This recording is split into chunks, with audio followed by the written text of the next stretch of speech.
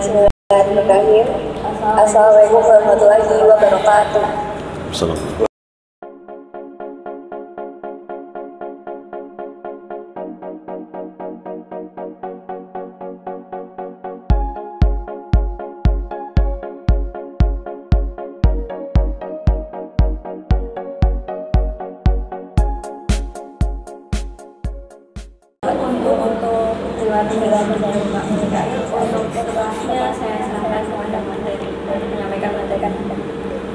Assalamualaikum warahmatullahi wabarakatuh. Selamat pagi teman-teman semuanya. Sebelumnya perkenalkan, nama saya Mikael Rahimi. Apalagi ya? Saya kesibukan sehari-hari hari ini saya berdagang ya, berbisnis. Kita punya bisnis di bidang kuliner. Ada beberapa yang sedang kita jalankan hari ini. Kita ada bisnis di bidang kuliner, ada kedai warung makan gitu. Terus kita juga ada jasanya jasa outsourcing atau nyelot tenaga kerja. Kemudian kita punya jasa digital kreatif. Kita punya untuk untuk digital marketing, kemudian konten, web develop dan seterusnya. Saya sebenarnya agak bingung nih Mbak. Saya suruh ngomong apa saya nggak tahu. Serius saya bingung saya suruh ngomong apa. Tanya aja ya Mbak. Mbaknya moderator nanya aja ya, biar saya jawab. Saya bingung mau ngomong apa. Mungkin bisa ceritain pengalaman bekerjanya di lebih dalam. Oh gitu. Jadi saya dulu mulai berbisnis dari masa kuliah. Dari pertama kali saya kuliah Mbak. Dari pertama kali saya kuliah ambil psikologi angkatan tahun 2010. Ya. Dari 2009 itu saya mulai ngerintis usaha kaos gitu ya. Mulai ngerintis usaha kaos, terus 2010 mulai masuk kuliah semester 1. Saya usaha kaos sampai 2015. Tapi waktu itu masih belajar usaha lah, masih belum begitu jalan banget lah. Kemudian tahun 2015 ada masalah dan berbagai macam cerita. Pada akhirnya saya banting setir untuk buka kuliner. Jadi tahun 2015 akhir di bulan di bulan September saya pertama kali buka kedai, buka warung. Dan itu pada posisi mengawalinya semuanya dari minus, bahkan dari minus karena nggak punya duit sama sekali, cuma punya duit berapa 300.000 waktu itu. Terus kita bisa buka warung, pelan-pelan kita buka warung satu. Pertama kali kita buka itu dari saya sendirian Mbak, 2015 itu. Saya buka sendirian, buka dari jam 8, jam 6 saya berangkat ke warung, belanja dan seterusnya. Saya pulang sampai rumah baru jam 11, jam 12. Sendirian tuh, berlangsung sekian lama, sendirian. Baru kemudian setelah 3 bulan atau 4 bulan warung jalan, kita baru punya karyawan 1. Kemudian tambah lagi. Alhamdulillah di tahun 2017 kita sudah punya 11 outlet ketika itu di Jogja. Nah, 2017-2018 saya mulai mempercayakan warung ini sama tim-tim di kuliner. Kemudian kita ada satu cabang baru lagi, bukan cabang ya, satu linear baru lagi, bisnis yang bergerak di sumber daya manusia. Jadi kita sedang bergerak saat ini, sedang menggodok bisnis yang bergerak di sumber daya manusia, mendidik SDM, mencetak SDM yang baik, yang kemudian bisa kita karyakan, bisa kita ajak bertumbuh dan berkembang bareng-bareng. Pada dasarnya begini teman-teman, kalau mau kaya, kalau mau sukses itu ya nggak harus berbisnis, ya kan? Nggak harus berbisnis. Jalan untuk menjadi sejahtera itu banyak, tidak harus berbisnis. Cuman kenapa saya memilih berbisnis? Ya soalnya aku reso nyambut gawe Mbak. Nggak ada yang menerima saya di kerjaan, makanya saya memilihnya berbisnis gitu kira-kira. Cuman pada dasarnya ada pola sukses dan pola gagal dari setiap orang. Saya sih cuman pesan sama teman-teman bahwa setiap orang itu yang mereka lakukan ada ilmunya, yang mereka kerjakan itu ada riwayatnya dan ada polanya. Pola sukses orang itu ketahuan dan pola gagal orang itu ketahuan. ada orang yang berasal dari keluarga nggak mampu tapi jadi sukses, ada nggak kira-kira? Ada kan, banyak kan? Orang yang goblok waktu sekolah nggak bisa ngapa-ngapain terus jadi sukses, ada nggak? Banyak. Orang yang jelek sukses ada nggak? Ada. Orang yang ganteng sukses ada nggak? Ada. Itu pola-pola sukses. Yang tidak ada orang sukses itu orang males tapi sukses itu nggak ada, Mbak. Jadi males itu menjadi salah satu pola gagal. Pola gagal itu salah satunya males, keset, kebanyakan alasan, kebanyakan penundaan. Nah, itu pola gagal. Jadi kalau adik-adik, teman-teman pengen sukses ya salah satu resepnya ya harus sungguh-sungguh, kudu tenanan, terus tidak boleh ada alasan, tanpa tapi, tanpa nanti. Saya itu kalau sudah punya pengenan, tanpa tapi, tanpa nanti, tak jalanin aja. Saya kalau udah punya kemauan ya tak hajar aja. Nanti kalau salah biar saya evaluasi lagi. Itu sih mungkin Mbak ya, singkat aja ya. Nanti kalau ada yang mau nanya, monggo boleh ditanyakan. Pada poin-poinnya seperti itulah. Yang penting kita tekun, kita rajin, kita berprogres, semuanya direncanakan, kita akan jadi kok. Gitu. Berarti dari awal usaha itu udah merintis sendiri? Merintis sendiri, kebetulan yang merintis sendiri. Iya, ngerintis sendiri Mbak. Dari awal usaha itu udah ngerintis sendiri, nggak punya duit juga, nggak punya modal juga, ngerintisnya pelan-pelan gitu. Gitu sih Mbak. Karena saya nggak banyak persiapan, monggo ditanya aja ya, nanti tak jawab. Gitu. Pendidikannya juga nggak itu ya, nggak di baik bisnis gitu ya, psikologi? Nggak, saya psikologi, satunya psikologi. Tapi hari ini saya kuliah lagi, ngambil manajemen hari ini. Kenapa kok kuliah lagi? Alasannya adalah lagi-lagi saya ngomong masalah pola. Salah satu pola sukses itu belajar.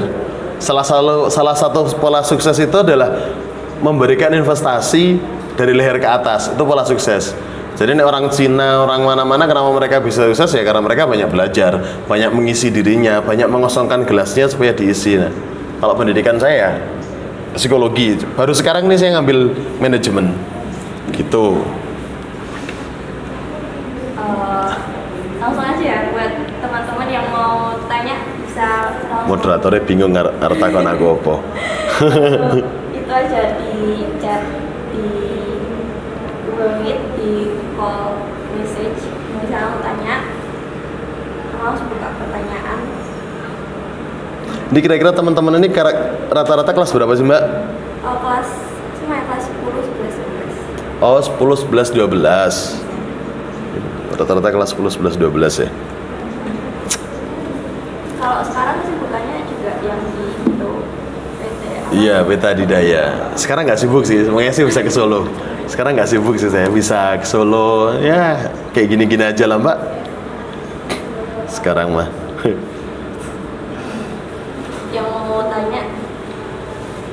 mau tanya bisa langsung bisa lihat chat nggak? Iya.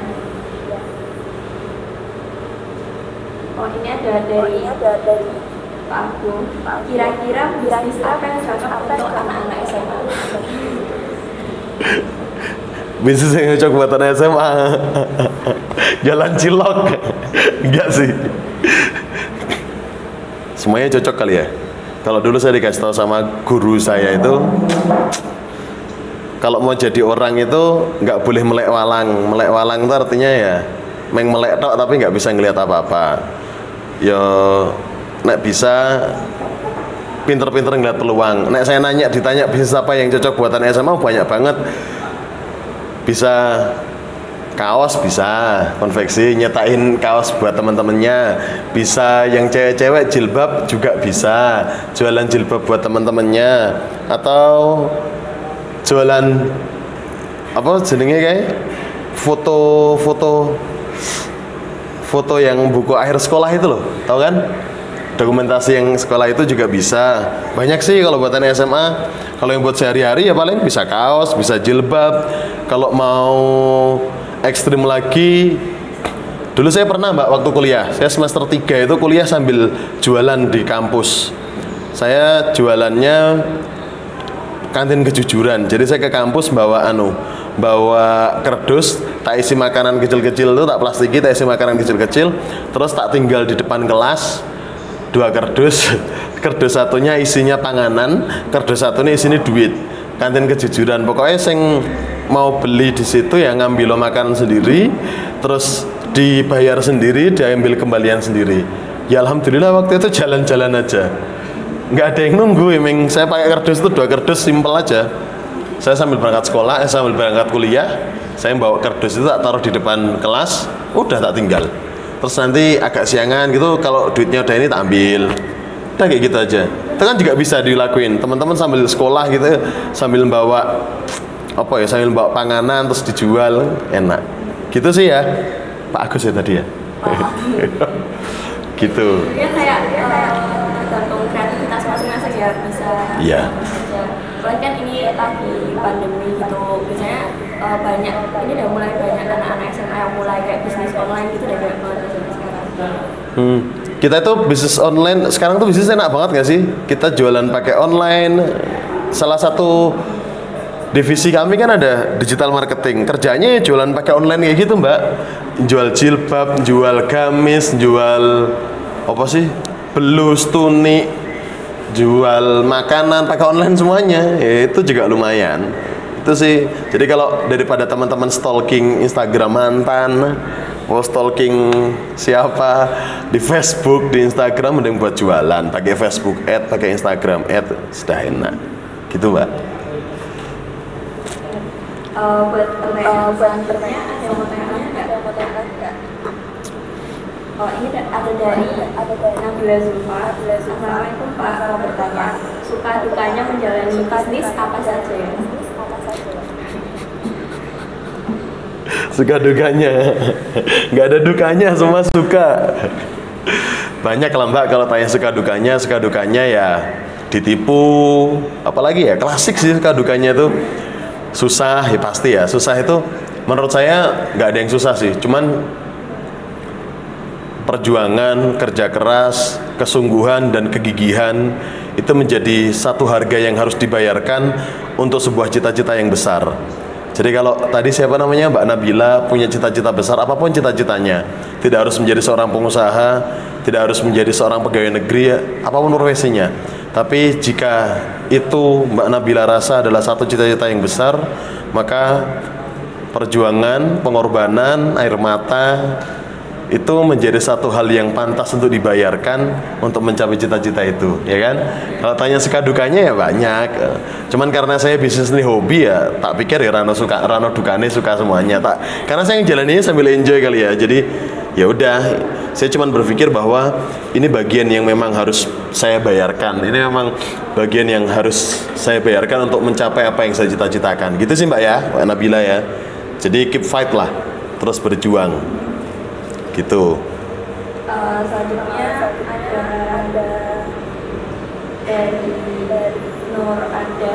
Kira-kira era sekarang bisnis apa yang Pak? Lalu apa yang menjadi motivasi Bapak untuk berbisnis? Era sekarang bisnis apa? Bisnis apa-apa bisa Mbak. Sekarang tuh apa-apa bisa. Saya punya teman hari ini cuman jualan angkringan. Betul-betul cuman jualan angkringan. Cuman rumahnya bagus, mobilnya ya ada 4 apa ya. Tapi dodol angkringan, Mbak. Jadi nek takoni, "Bro, gue bisnisnya apa?" Dodolan angkringan. Cuman dia di Jogja punya 84 cabang angkringan. Gitu. Saya punya teman lagi yang punya cilok madun, itu temanku. Kalau ditanya cuman jualan cilok. Mobilnya ya bagus ya, enggak cuman satu. Cuman jualan cilok, tapi dia punya cilok itu sekarang ada 54-an gerobak. Jadi satu hari dia produksi cilok di rumahnya itu sudah sampai berapa ya? 5 kintal atau 8 kintal, nggak tahu saya. Sudah kintalan lah.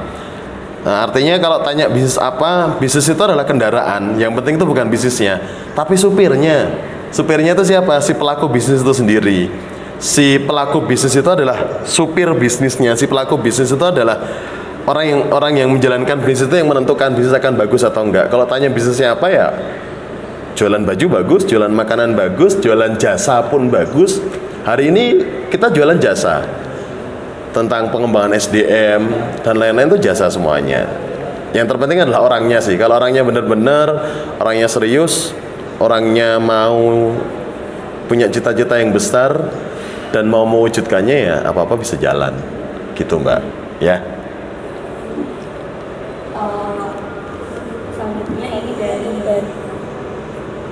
Al-Fatih. Mau tanya Pak, bagaimana strategi berjualan di masa pandemi sekarang? Strategi berjualan di masa pandemi. Pada intinya itu poin ya, menjawab pertanyaan sebelumnya sekalian. Poin dalam berbisnis, apa itu bisnis? Bisnisnya adalah untuk menyelesaikan masalah orang lain. Tadi ada yang nanya, Mas, bisnis buatan SMA apa? Ada yang nanya, enaknya bisnis yang bagus itu apa? Terus bagaimana strategi penjualan di masa pandemi?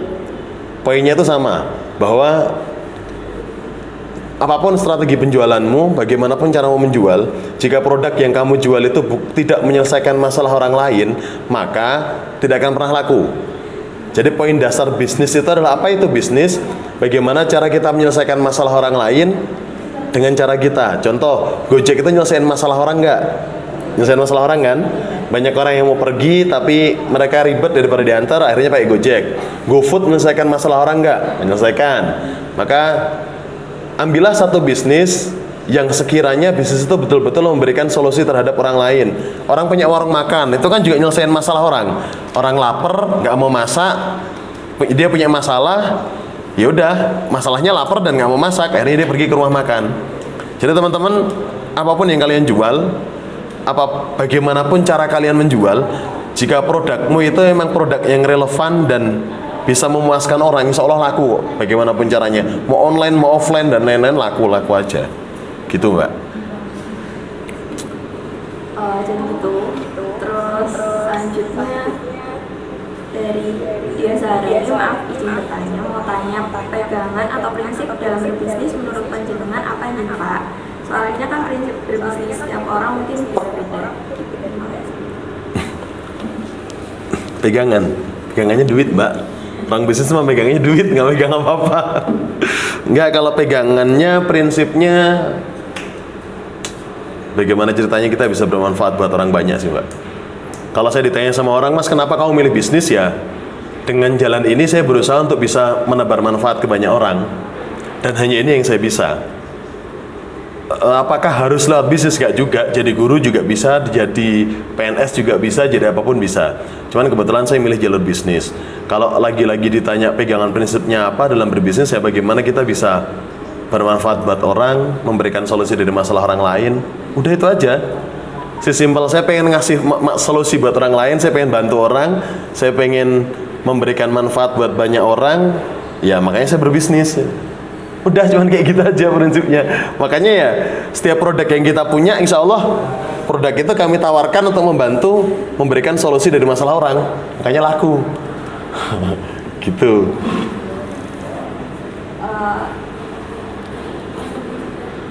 Lanjut pertanyaan dari Muhammad Fatah, mau nanya kalau anak SMA jualan di pasar boleh tidak? Ini pertanyaannya. Boleh Mas. Yang nggak bolehin paling orang tuanya. Kalau bolehnya boleh banget lah, nggak ada orang larang jualan itu. Tapi paling sama orang tuamu nggak boleh, anakku tak sekolah ke larang-larang malah mengerti dodolan yang pasar, kan rawle. Cuman kalau bolehnya ya boleh, nggak ada yang larang. Ya pulang sekolah jualan ya boleh, nggak apa-apa. Tapi jangan pakai seragam, nggak ngisi-sini SMA nih atau SMA apa ini namanya Pak? SMA Muhammadiyah Al-Kausar. SMA Muhammadiyah Al-Kausar, total ayam potong neng pasar lagi sini-sini. Nggak apa-apa, boleh Mas, boleh aja. Apalagi Mbak? Lalu saya dari Dia Eka, bagaimana solusinya jika mendirikan brand sendiri? Oh, solusinya atau caranya? Mungkin lebih caranya. Caranya ya. Caranya kalau mendirikan brand sendiri tuh Mbak. Jadi membangun brand itu bukan hal yang mudah memang. Hari ini kita juga lagi ngerjakan beberapa pekerjaan terkait dengan membangun branding satu produk. Kita punya beberapa produk sih. Ada ayam kaleng yang kita punya, namanya kakung. Jadi kayak sarden gitu, tapi kita kalengin. Terus kita punya ayam cross, keripik ayam yang kita kemas.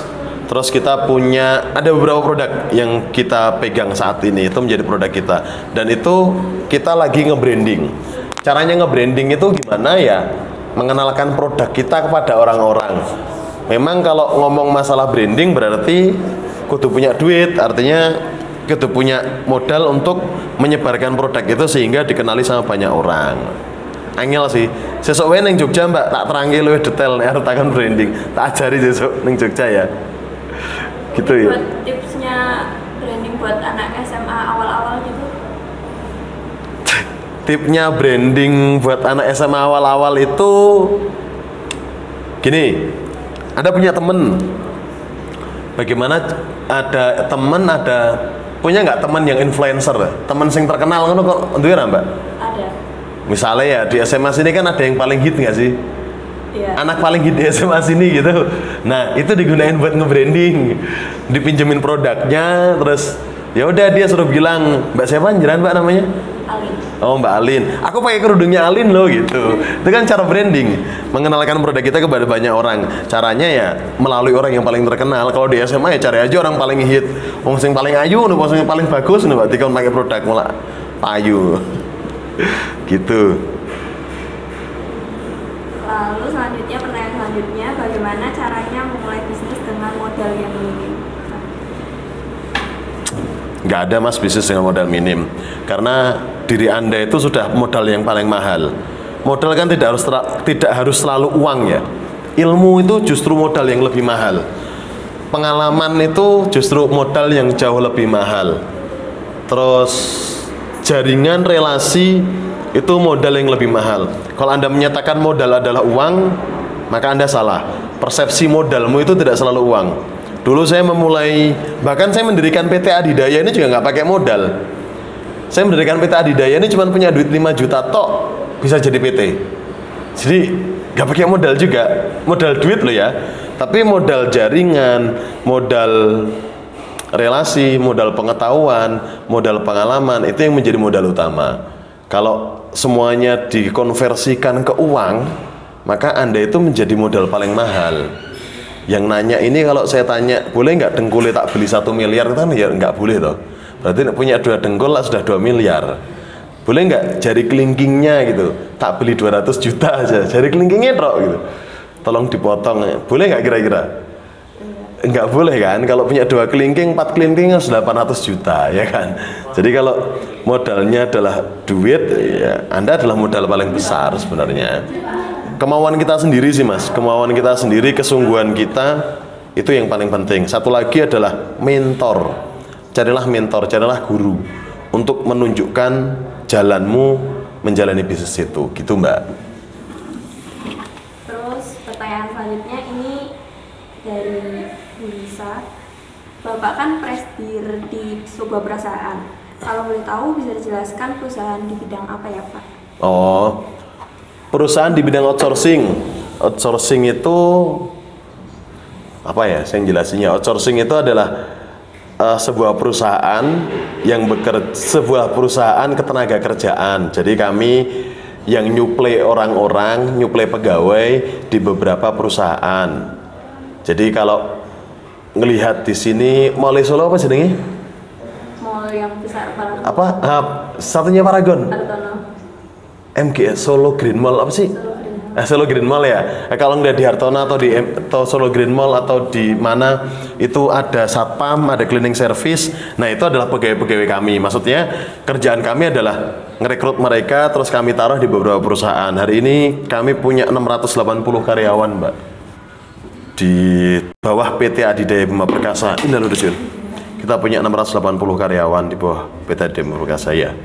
Ya, jadi yang kita suplai ke beberapa instansi kerjasama dengan kita, ada di rumah sakit, ada di sekolahan, ada di mall, ada di apalagi kampus dan lain sebagainya. Gitu sih, Mbak. Itu perusahaan kita. Lebih tepatnya perusahaan yang bergerak di sumber daya manusia. Jadi kami mendidik sumber daya manusia, kemudian setelah selesai kami kasih pekerjaan mereka untuk kami tempatkan di beberapa klien yang bekerja sama dengan kami. Gitu sih. Tadi Bapak mendirikan bisnis salah satunya dengan relasi. Bagaimana cara membangun relasi bisnis yang baik? Cara membangun relasi bisnis yang baik itu adalah dengan menjaga kredibilitas diri kita, dengan menjaga kredibilitas diri kita, dengan menjaga integritas kita. Jadi bagaimana kita dikenal dengan orang, nah itulah nanti menjadi relasi bisnis kita. Saya punya outsourcing waktu itu malah belum ada PT-nya, Mbak. Jadi PT-nya belum berdiri. Saya sudah nawarin ke salah satu universitas di Jogja. Kalau tahu Unisa, Universitas Aisyah Yogyakarta, itu klien pertama kita. Saya menawarkan di sana untuk bisa nyuplai satpam sama cleaning service. Kenapa saya bisa menawarkan? Karena kebetulan saya sampai hari ini juga aktif di Pemuda Muhammadiyah. Kebetulan saya juga aktif di Pemuda Muhammadiyah daerah maupun wilayah. Sekarang di cabang juga masih jadi ketua Pemuda Muhammadiyah. Jadi karena saya aktif di Muhammadiyah, dengan beberapa pejabat di Muhammadiyah kenal, ya kan? Dari situ kemudian saya menawarkan outsourcing untuk nyuplai satpam dan cleaning. Nggak pakai modal, udah. Cara membangun jaringannya ya dengan menjaga integritas kita, menjaga kredibilitas kita, menjadi orang yang tetap santun, tetap ya santai, santun tapi sopan, gitu-gitu aja sih. Jujur, mengono kuwi. Ya, terus ini tadi ada yang tanya, barang atau apa begitu yang paling laku di pasaran itu apa ya saat ini? Tanganan yang paling laku kan? Iya. Barang atau produk apa yang paling laku saat ini di pasaran itu adalah beras. Apa tuh, Mbak? Iya, benar. Beras. Nanya paling laku kan? Beras. Yang paling menguntungkan ya banyak, tapi kalau yang paling laku beras, karena nggak ada manusia di Indonesia ini yang tidak makan beras gitulah. Ya, nanya paling laku tak jawab beras, iya kan? Gitu. Lalu pertanyaan selanjutnya, bagaimana jika produknya itu nggak sesuai dengan target market?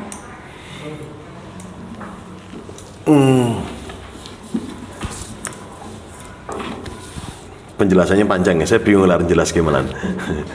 Masuk lah ya tak jelas kayak caca SMA ya soalnya. Jadi gini, bagaimana ceritanya kalau produk itu tidak sesuai dengan segmen market? Tidak mungkin, Mas, Mbak. Jadi setiap produk itu akan mempunyai marketnya sendiri-sendiri. Anda tahu laundry? Kira-kira laundry itu harganya berapa, Mbak, sekali laundry?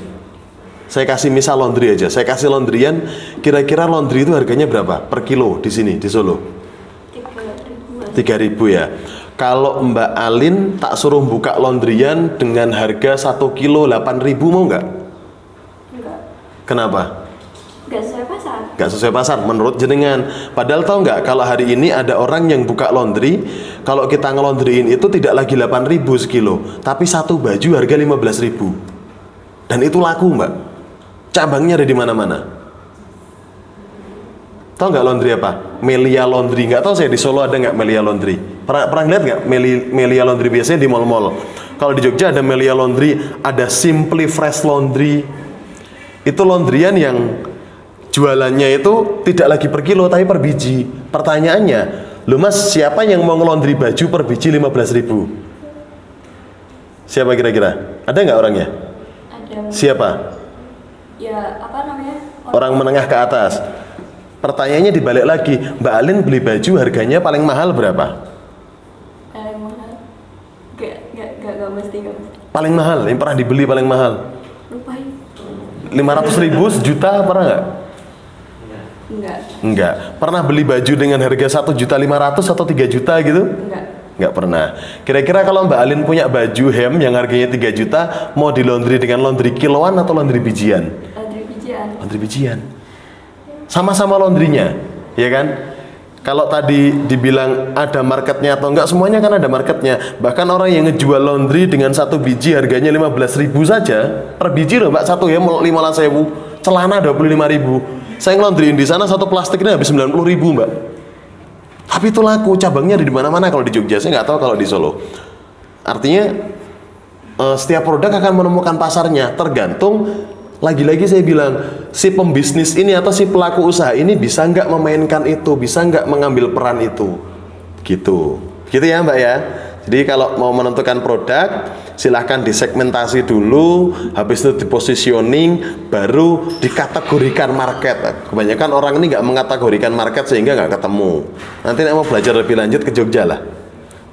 Boleh.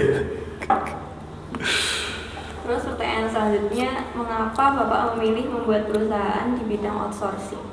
Karena saya pengen membangun banyak orang. Karena jadi kalau kantor kami di Jogja tidak kami sebut sebagai kantor, tapi kami sebut sebagai markas. Kita di Jogja menyebutnya sebagai markas pertumbuhan dan perubahan. Impian saya adalah kita tidak sedang membangun perusahaan. Moto perusahaan kami adalah kita tidak sedang membangun perusahaan, tapi kita sedang membangun manusia-manusia dengan karakter yang bagus. Hari ini kita melihat banyak pengangguran. Ngeliat nggak kalau banyak pengangguran? Iya, lihat. Ya kan? Rata-rata yang nganggur S1 atau SMA? S1 kan? Besok Alin ini masih SMA kan? Iya. Nah, besok habis SMA mau lanjut S1 atau langsung mau kerja? Lanjut dulu. Banyak nganggur loh S1 itu. Siap buat nganggur. Artinya gini, banyak hari ini tuh pengangguran-pengangguran di Indonesia justru malah dari S1. Kenapa gitu? Karena terjadi gap atau terjadi tidak sinkron antara pendidikan mereka dengan dunia kerja. Nah, kami Adidaya ini kami dirikan di bidang outsourcing karena basic pendidikan saya juga psikologi sih, Mbak. Artinya basic pendidikan kami adalah untuk membentuk orang, untuk mendidik orang, mengolah orang untuk menjadi semoga jadi lebih baik. Nah, makanya mimpi saya yang terbesar adalah untuk bisa membangun banyak orang, untuk bisa bertumbuh bersama, berkarya bersama untuk membangun negeri gitu ceritanya. Terus ini ada pertanyaan lagi. Bagaimana teknik untuk melakukan kegiatan berbisnis? Apakah memakai bangunan seperti pada umumnya atau bagaimana? Biar Mbak. Bagaimanakah teknik untuk melakukan kegiatan berbisnis? Apakah memakai bangunan seperti pada umumnya atau bagaimana? Oh, kantor maksudnya? Iya mungkin kayaknya kayak di ada tempatnya tersendiri. Melakukan berbisnis tuh sekarang gampang kok. Yang penting karep, yang penting pengen. Banyak orang ini hanya sekedar berhayal tapi tidak mau bermimpi. Wong ki menghayal, wong ngayal ki penak ya, meng berhayal-hayal gitu. Kita penak ya sukses ngono gitu. Cuman dia nggak tahu apa yang sedang dia hayalkan. Kalau Anda tanya bagaimana teknik berbisnis menggunakan bangunan atau apa, enggak. Adidaya itu sampai tahun lalu, tahun 2019, kantornya di rumah saya. Ya, sampai tahun 2019 kantornya di rumah saya. Saya nggak punya kantorku ning Buri di sekat kotak gitu, cuman kayak gitu aja. Sampai kita sudah punya karyawan 300 orang masih berkantor di rumah saya. Kenapa kemudian kita sekarang pindah bikin kantor dan sebagainya? Karena memang sudah tidak mumpuni. Kami sudah tidak kuat lagi untuk menjalani semuanya. Ya sudah, akhirnya kita buat bangun kantor sendiri dan lain sebagainya. Artinya kalau untuk mengawali ya seadanya aja dulu. Berawal dari rumah. Jangan salah kaprah, Mas. Jangan mikir nek berbisnis harus pakai modal. Sekarang saya tanya, jenengan bekerja untuk berbisnis buat apa? Nyari uang? Dapat uang. Berarti kalau buat cari uang, jenengan harus punya uang dulu baru berbisnis atau berbisnis baru biar punya uang? Nyari uang dulu, modal dulu. Baru berbisnis? Iya. Nah, berarti berbisnis nggak buat nyari uang no? Iya juga. Atau? Ya, makanya untuk berbisnis mari kita lakukan seminimalisir mungkin, hal-hal yang paling minimalis tapi hasilnya maksimal. Karena konsep bisnis kan kita berbisnis buat nyari uang toh, bukan punya uang baru berbisnis toh.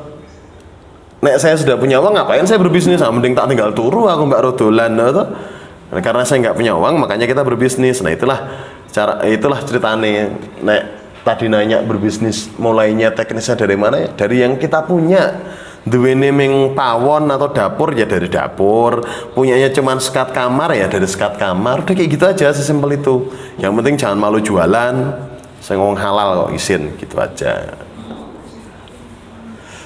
Terus pertanyaan selanjutnya, apakah Bapak juga menyediakan pelatihannya juga atau hanya sekedar penyaluran saja? Karena kan satpam itu harus punya sertifikat juga gitu. Ada pelatihannya. Kita punya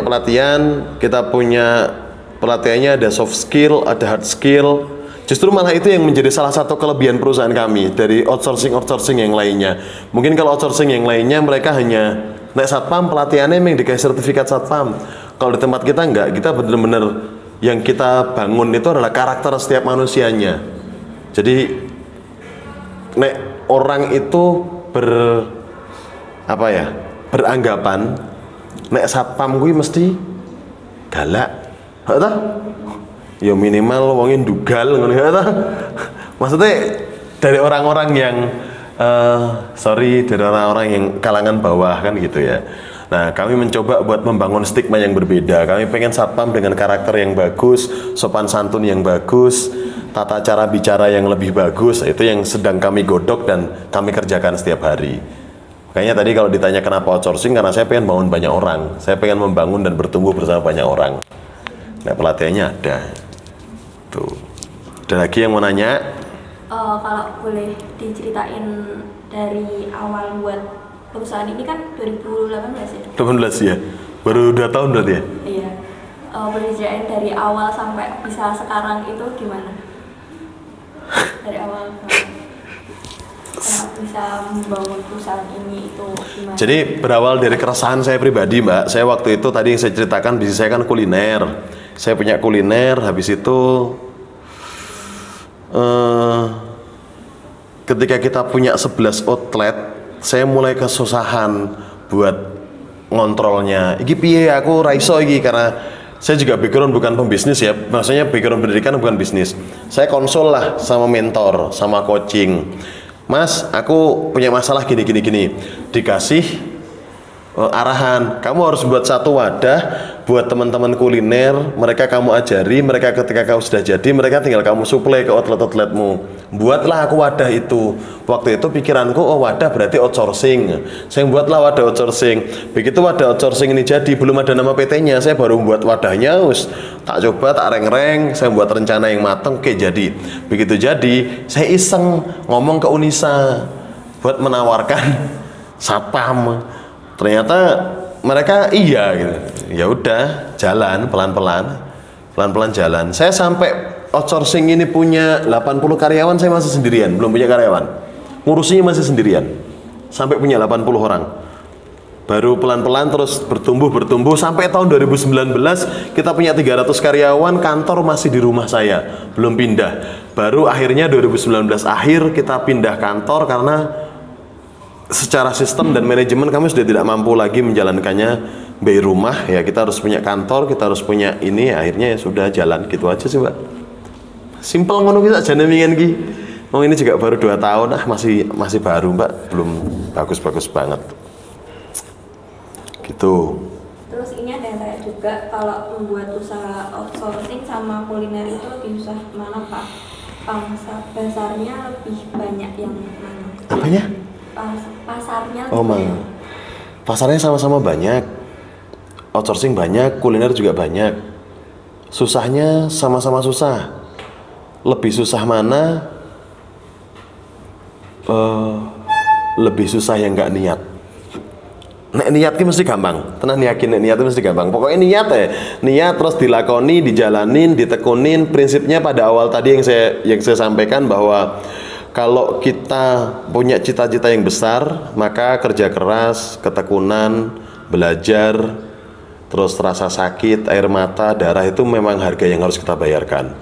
Prinsipnya mau kuliner, mau outsourcing, mau fashion, mau digital, kalau teman-teman sudah membayarkan semua aspek-aspek itu, kerja keras teman-teman sudah benar-benar, kemudian kesungguhan teman-teman juga sudah benar-benar, pengetahuan teman-teman diasah benar-benar, insya Allah sampai kok, tenang aja.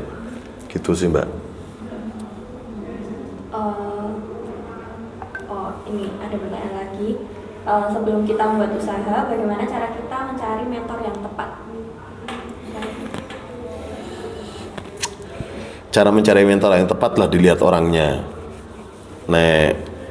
Saya dulu ya, saya milih memang sih, terus saya nembung sama beliau. Mentor saya juga seorang pengusaha. Enaknya kalau teman-teman mau usaha ya nyari mentor pengusaha. Kenapa sih harus ada mentor? Harus ada gurunya, teman-teman. Wong sinau nek rano gurune iki ra tekan. Orang minimal Kalau teman-teman itu punya cita-cita, punya usaha, punya cita-cita, punya keinginan, itu kan berarti punya hal yang jauh di matanya teman-teman, ya nggak sih? Dia berada di jauh. Ibaratnya dari sini tuh teman-teman mau ke Kartosuro atau mau ke Kleco gitu kan. Itu kan hal yang dari sini harus menempuh jarak kan. Sama dengan bisnis gitu, kenapa harus ada mentor? Nah, mentor ini tujuannya adalah untuk menunjukkan arah kompas yang teman-teman punya. Jadi fungsinya mentor, fungsinya guru ini adalah penunjuk arah, penunjuk kompasnya supaya bisa sampai dan tepat sasaran. Cara mencarinya adalah silahkan dilihat mentor yang mana yang paling sesuai dengan teman-teman secara kepribadian, secara sikap, secara cara dia memperlakukan orang lain. Kalau sudah ketemu orangnya, datengin, nyuwun sewu, bilang, Pak saya mau belajar bisnis sama Bapak, Pak saya mau diajarin banyak hal sama Bapak gitu. Terus ada lagi, cara membangun dan bertumbuh banyak orang seperti apa Pak? Kadang punya pegawai yang banyak itu kejujurannya sangat dipertanyakan. Apa pernah Bapak mengalami pegawai yang seperti itu? Dalam arti nggak jujur, kalau ada bagaimana cara mengatasinya sebagai atasan? Pernah nggak pernah? Saya 2016 akhir 2017 salah satu warung kita manajernya itu orang luar Jawa. Dulu kita punya kedai kopi gitu, kopi Janoko. Manajernya orang luar Jawa. Dan alhamdulillah kan saya nggak bisa kontrol tiap hari ke sana juga. Saya lama nggak pernah ke sana. Tiba-tiba saya ditelepon pagi-pagi, habis subuh saya ditelepon pagi-pagi habis subuh, kalau Mas ini kita mau belanja tapi nggak ada duitnya. Si ini pergi dari warung. Nah, si manajer itu pergi dari warung.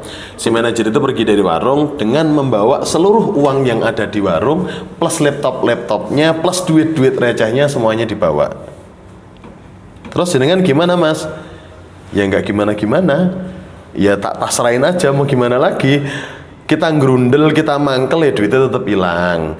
Kita nggak mangkel, duitnya tetap hilang. Toh sebenarnya kita ditipu sama orang, kita curangi sama orang tuh ya yang rugi bukan kita, justru dia yang rugi. Justru yang mesake ki deknen, nek kita ki ya sudah ada yang jamin gitu loh.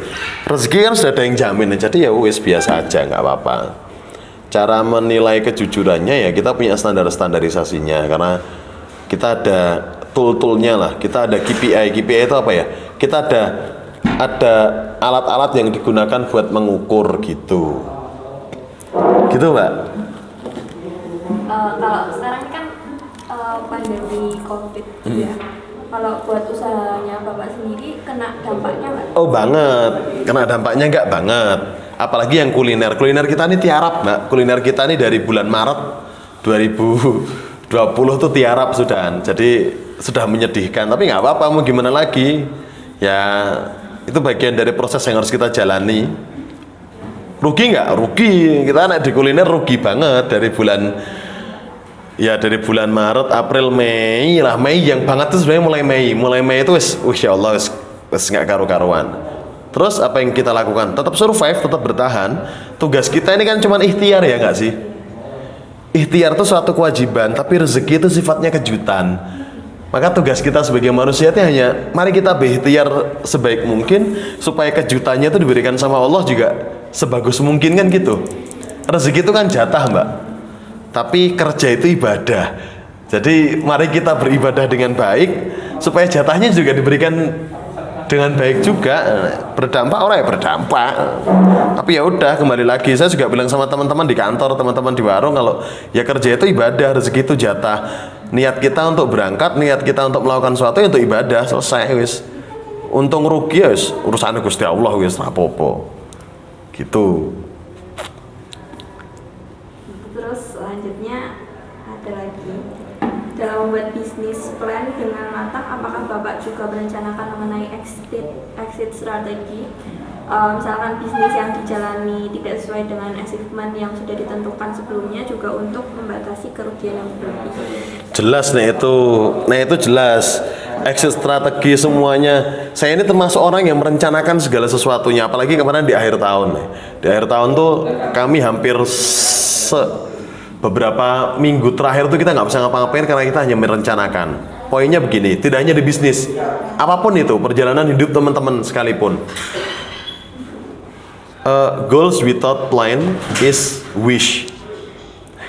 Jadi saya teringat kata-kata goal without plan is wish. Teman-teman punya goal, teman-teman punya cita-cita, teman-teman punya keinginan kok without plan, dengan tanpa planning yang matang, tanpa rencana dan strategi yang pas, yang matang, itu ya cuman sekedar bualan biasa. Tidak lagi menjadi sebuah cita-cita, tidak lagi menjadi sebuah tujuan. Jadi siapapun Anda, apapun tujuanmu, tidak harus menjadi seorang pengusaha. Mau jadi pegawai, mau jadi aparat, mau jadi guru. Kalau Anda punya cita-cita besar, maka rencanakanlah dia dengan baik. Kemudian tuliskan, detailkan apa yang harus Anda lakukan daily to day-nya. Karena satu cita-cita atau sebuah goal dengan tanpa rencana, itu ya cuman bualan belaka. Tapi perencanaan tanpa eksekusi, plan without action is shit. Perencanaan tanpa eksekusi yang ya bahasanya memang dadi opo kan gitu ya kan. Ya gitu sih Mbak. Terus pertanyaan selanjutnya ini dari Pak Agung. Pak, kira-kira sekolah butuh usaha nggak Pak untuk meningkatkan income? Ada tips, saran, dan masukan untuk sekolah kita? Sekolah apa? Sekolah sini? Oh butuh banget. Kalau enggak nanti, oh iya Mbak, makasih kok pengertian ya Mbak. Makasih Mbak. Butuh banget. Nanti kalau enggak guru-gurunya enggak sejahtera. Sebenarnya.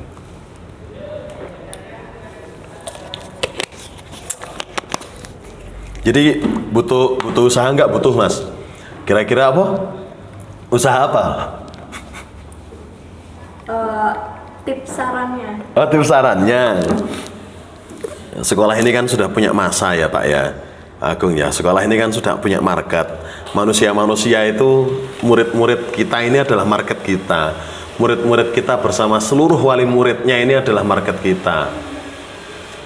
Ya, sarannya ya menggunakan sumber daya kita, menggunakan market yang ada pada kita ini untuk memutar lagi roda perekonomian kita bersama. Tak kasih contoh kecil. Kita ada 680 karyawan ini. Salah satu set yang sedang dibangun di tahun 2021 inilah kita bikin koperasi atau koperasi unit KUD. Itu koperasi apa sih? Pokoknya KUD lah, saya lupa. Pokoknya membuat koperasi untuk kayak sembako. Siapa pasarnya? Ya 680 orang ini yang menjadi pasar kami.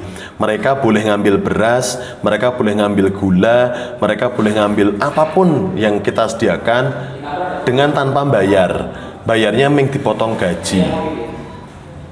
Nah, kalau sekolah ini mengedepankan tentang multimedia dan dunia IT dan digital, maka ini bisa digodok untuk menjadi salah satu sumber mata pencarian harian tambahan bagi sekolah. Misal menjadi tempat, tapi ya kurang representatif, tapi nggak apa-apa, menjadi tempat apa Zoom meeting, sentra Zoom meeting kalau ada, dan penyewaan alat-alat ini kan nggak semuanya orang punya alat-alat kayak gini. Ini bisa disewakan juga, disewakan siapa pasarnya, mitra-mitra sekolah lainnya dan seterusnya. Sekarang kan hampir semua sekolah ya butuh kan, yang api-api gini. Kan semuanya nggak belum semuanya punya. Bisa disewakan juga, atau bisa bikin platform jualan buat teman-teman yang ada di sekolahan. Jadi semuanya terus stimulasi. Misal gini, web based saja. Bikin web jualan untuk anak-anak sekolah. Siapa yang jualan itu? Yang jualan adalah murid-murid yang ada di sini. Kalau memang ini sekolahnya mau condongnya ke digital dan ke wirausaha, buat atau web seperti Tokopedia, tapi basicnya web saja yang murah, itu digunakan untuk sekolah. Dalamnya ada seperti Tokopedia, tapi itu buat belanja orang-orang sekolah. Konsepnya adalah teman-teman yang sekolah di dalam situ boleh jualan di sana dan harus membeli di sana. Masing-masing anak harus deposit selama 1 bulan, nggak usah banyak-banyak, 50.000 aja. Kalau sekolah ini punya murid 300 kali 50.000 itu berarti sudah 15 juta. 15 juta uang yang berputar dalam web itu. Uang itu akan hangus kalau tidak digunakan selama sebulan. Tapi berarti selama sebulan satu orang wajib membelanjakan uangnya 50.000 di web itu. Siapa yang jualan? Adik-adik yang ada di sekolahan ini, teman-teman yang semuanya sekolah di sini. Jadi mereka di dalam bisa jadi penjual, bisa jadi pembeli. Nah, sekolah dapat untung dari mana? Dapat untung persentasinya saja. Kalau mereka ngejual di web itu, misalnya jualnya 5.000, sekolah dapat persentasi 10% saja, 500 rupiah. Jadi teman-teman adik-adik yang sekolah juga mereka dapat untung, duitnya juga muter dalam web situ, daripada kalian jajan di luar, daripada jajan somai tukang bakso ning ngarep-ngarepan sini. Kan mending jajannya lewat web, sing nggawa ya bocah-bocah sekolah kuwi dhewe, murid-murid sendiri bawa. Sudah, jadi duitnya cuma muter dalam web itu aja. Paling bikin webnya berapa? 300.000 cukup wisan. Gitu. Saran ya, saran. Itu sudah lumayan, itu sudah bisa jadi bisnis baru. Satu orang tiap bulan harus deposit 50.000 di web itu untuk ikut belanja. Gitu-gitulah kira-kira ya. Tuh. Lagi Mbak? Selanjutnya dia mau tanya lagi nggak? Kalau mau tanya lagi langsung.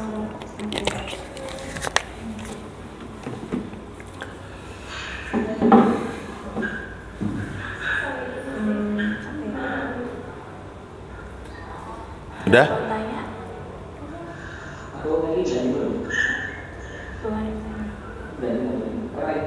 Kalau buat anak SMA itu kan pasti kan ada uang kayak tabungan gitu ya.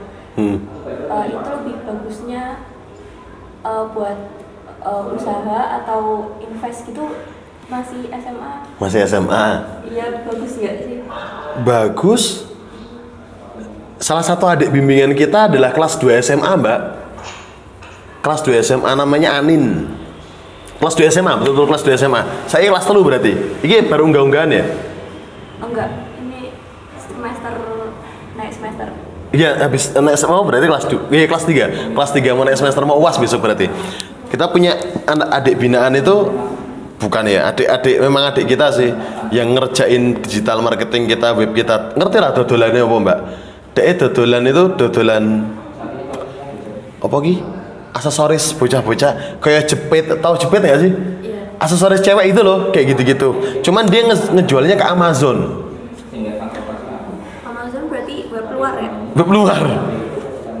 Dia ngejualnya ke Amazon dan itu wow luar biasa. Padahal saya SMA, duitnya ya wis lumayan, ya oke, duitnya manis mobil. Oh, saya SMA.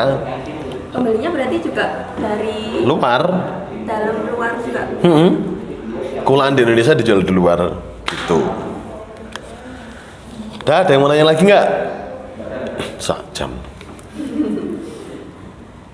Pertanyaan selanjutnya ada lagi nggak? Ya.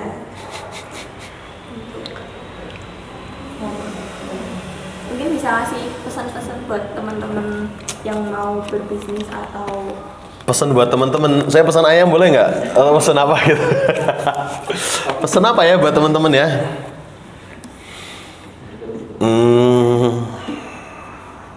Saya pesan buat teman-teman itu, pesannya sudah sampaikan dari tadi Mbak. Apa ya? Bahwa sukses berpola, gagal berpola. Ketika Anda melihat orang sukses, maka pelajari polanya, lihat caranya. Pola itu yang akan Anda tiru dan pola itu yang seharusnya Anda duplikasi. Tentang kerja keras, tentang pengorbanan, tentang kesungguhan, itu adalah satu hal yang betul-betul harus teman-teman bayarkan. Jangan kebanyakan berhayal. Mari kita bersama bermimpi saja. Nah, berhayal lagi wong menghayal tapi tidak tahu apa yang dihayalkan sehingga dia tidak mengerti dia harus berbuat apa. Beda sama orang bermimpi. Sukses itu hak setiap orang, kaya itu hak setiap orang. Tergantung Anda mau atau tidak untuk menjadi sukses dan kaya. Mau tidak hanya sekedar mau. Kalau mau benar-benar mau, maka mari bertumbuh, mari bekerja keras. Karena kita bicara masalah kapasitas. Kalau kapasitasmu itu masih 1 botol segini ya Mas ya, mau tak kasih air banyaknya 1 ember, yang akan bisa keterima cuman sebotol, yang lainnya akan tumpah. Maka supaya Anda bisa menerima air 1 ember, tugas Anda adalah untuk menaikkan kapasitas. Bagaimana Mas cara menaikkan kapasitas? Terus belajar, menjalin relasi yang baik, menjalin wawasan yang luas supaya kapasitasmu menjadi lebih besar lagi. Saya kira itu Mbak Alin ya. Tuh, semoga bermanfaat buat teman-teman. Monggo kalau ada yang mau ke Jogja, saya di kantor ada di Gamping juga, ada di Mejing. Boleh kalau mau teman-teman mau ke Jogja, nanti kontak-kontak saja, kita sinau bareng-bareng lah, boleh monggo. Gitu ya. Ini ada pertanyaan lagi sih. Oh, ada pertanyaan lagi. Ya. Salah satu kunci berbisnis itu kan speaking. Boleh cerita sedikit pengalamannya tentang speaking ini? Speaking apa itu? Public speaking maksudnya? Ya. Oh.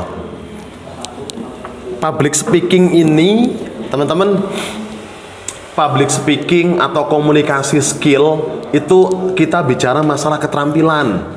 Kita tidak sedang bicara masalah pengetahuan. IPS, IPA, matematika itu pengetahuan, ya kan? Kemudian apalagi pelajaranmu di SMA? Bahasa Indonesia, bahasa Inggris itu pengetahuan. But how to speak English well within, bagaimana Anda harus berbicara dengan English yang bagus, dengan tata bahasa yang bagus, dengan gaya bahasa yang bagus, itu adalah keterampilan. Tapi kalau Anda mengetahui grammatically yang bagus, itu pengetahuan. Maka kalau ditanya bagaimana cara public speaking, Mas, diasah. Caranya adalah diasah dengan cara ketemu sama banyak orang, coba diasah dengan cara ngomong sama orang, coba diasah. Cuma dengan cara itu, karena itu adalah keterampilan. Keterampilan itu bisa terampil kalau Anda terus mengasahnya. Cuman begitu, Mbak. Gitu. Kalau Bapak sendiri pertamanya gimana? Kalau public speakingnya sendiri? Kalau public speaking, karena kebetulan saya dulu dari kecil sudah diasahnya, Mbak. Saya kan dulu SMP SMA-nya saya di Gontor. Di Gontor kan ada semacam muhadhoroh, ada dan macam-macam. Itu kan dalam rangka mengasah public speaking dan lain-lain. Lagi-lagi saya bilang public speaking keterampilan. Kemudian saya selesai dari Gontor, saya juga ngajar. Saya dulu jadi ustadz di Gontor. Mau ndak mau kan itu juga dalam rangka ngasah public speaking dan komunikasi kan. Ya udah, jadi terus diasah begitu aja. Gitu sih.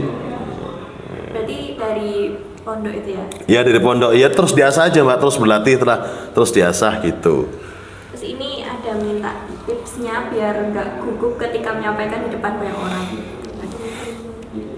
PD. Tipsnya PD. Tipsnya adalah PD. Jadi PD aja kalau apa yang kita omongkan tuh bener, PD aja kalau apa yang kita sampaikan itu tepat. Masalah salah itu kan semua orang boleh salah, semua orang boleh lupa, tapi ya kita pede. Kalau ditanya itu punya apa, itu punya pede. Saya nggak tahu lagi itu apa. Pokoknya aku yang pede ngono ya, sembuh ini bener apa salah, makanya aku pede. Sesederhana sekarang saya ngomong sama jenengan nggak ada yang tak buat-buat, Mbak. Betul, aku ngelak ya muni ngelak, aku ya ngono kuwi. Pede Mas, pede. Ora pede ngopo dadi wong sing pede. Gitu. Terus cara menjalani bisnis sambil kuliah itu seperti apa, bagaimana? Cara menjalani bisnis sambil kuliah adalah dengan dijalani, bukan ditanyakan dan dipikirkan, langsung dieksekusi. Nanti lah ngerti, Mbak. Karena kan wis nganu, apa ya? Kan sudah ada jamnya nggak sih? Kapan kita harus masuk kelas? Apalagi kalian SMA. SMA kan enak banget sih, sudah ada jamnya.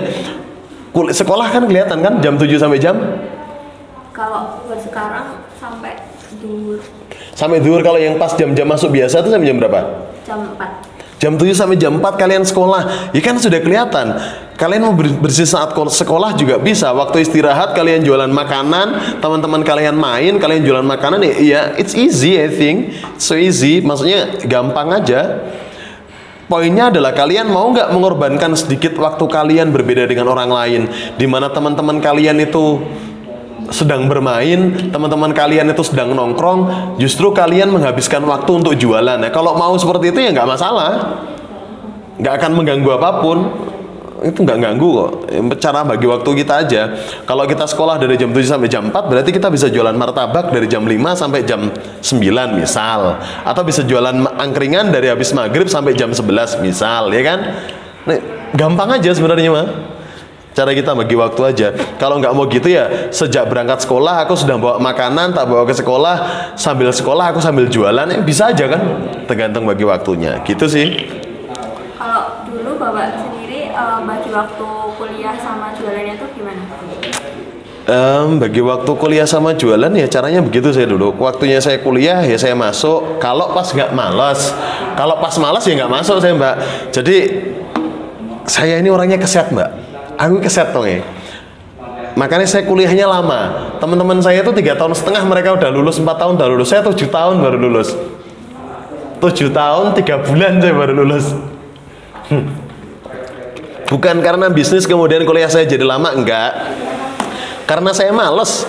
Jadi kadang-kadang saya malas berangkat ke kelas, saya nggak berangkat kayak gitu aja.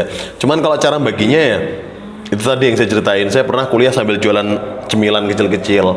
Jadi saya masuk kelas, cemilannya tak taruh di depan kelas. Udah, dengan kejujuran. Kayak gitu aja, sesimpel itu. Terus ini ada yang tanya, kontak yang bisa dihubungi buat perusahaan yang tadi, sama itu Jogjanya di bagian mana? Oh, boleh dibuka webnya adidayabimaperkasa.com. Ya nggak sih? Bentar ya.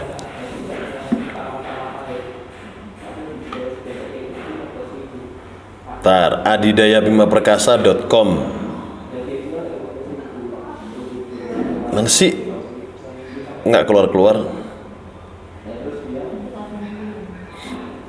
Iya, adidayabimaperkasa.com. Kalau nomor HP-nya ada sih di situ, saya nggak hafal ya. Saya nggak hafal nomor HP admin nih. Ada kok di web, ada di webnya. Saya coba tak bukain aja. Adidaya Bima Perkasa. Nih ya, tuh lihat tuh. PT Adidaya. Oh anu ya, Mirror ya ini ya, lupa saya. Mirror ya? Enggak Mirror. PT Adidaya Bima Perkasa. Ada di webnya, di situ ada kontaknya juga. Ini ada kontaknya nih.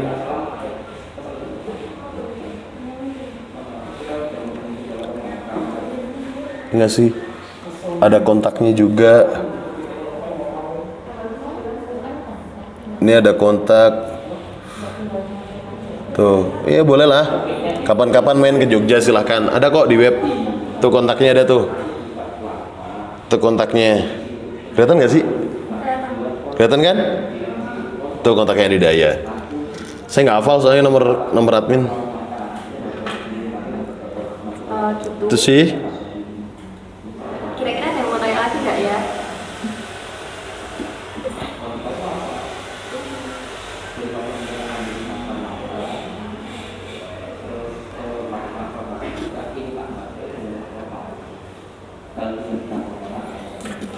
Kalau sekarang kan ini kan murid-murid yang di SMA sini yang udah mulai menjualan kayak online gitu kan udah mulai banyak. Kira-kira buat ngembangin lebih besar lagi tuh gimana caranya? Iklan. Kasih iklan. Kalian kan jualan kalau masih starting, masih tahap awal tuh kan yang penting jualan. Kunci jualan itu adalah bagaimana ceritanya orang-orang bisa tahu produkmu. Supaya orang tahu produkmu ya dengan iklan. Iklan kan bisa yang berbayar dan nggak berbayar. Facebook iklannya bisa lewat marketplace atau Facebook ad yang berbayar. Instagram bisa Instagram ad atau berbayar. Gitu sih Mbak. Kalau meningkatkan penjualan ya iklan, cuman iklan, nggak ada cara yang lain. Nah saya saran kalau memang sekolah ini mau dibuat seperti itu ya buat kayak gitu tadi aja. Bela beli sekolah atau apalah, buat bikin web di dalamnya kayak Tokopedia gitu, web jualan. Murah kok, 300.000 dapat bikin web kayak gitu. Tapi yang jualan teman-teman semuanya. Yang beli siapa? Teman-teman juga. Masing-masing siswa harus deposit ke web itu 50.000 sebulan. Kan sidik saya kata Ibu Miensasi. Kamu jajan sehari habis berapa, Lin? Kalau sekarang nggak jajan, tergantung. Enggak, biasanya kok 10.000? 10.000. 10.000 kan? 15.000. Nah, kalau deposit 50.000 sebulan kan nggak apa-apa dikasih di webnya sekolah. Kali 300 siswa 15 juta itu dan lumayan. Gitu aja. Bisa buat bisnis sekolah juga. Sudah ya untuk pertanyaan dan ditutup. Terima kasih buat semua yang udah tanya. Semoga terjawab semuanya ya dan dapat informasi yang bermanfaat. Semoga ilmunya bermanfaat dan bisa dipraktekkan di kehidupannya sehari-hari semua. Amin. Saya dari moderator pamit undur diri. Sekian dari saya. Wassalamualaikum warahmatullahi wabarakatuh. Waalaikumsalam warahmatullahi wabarakatuh.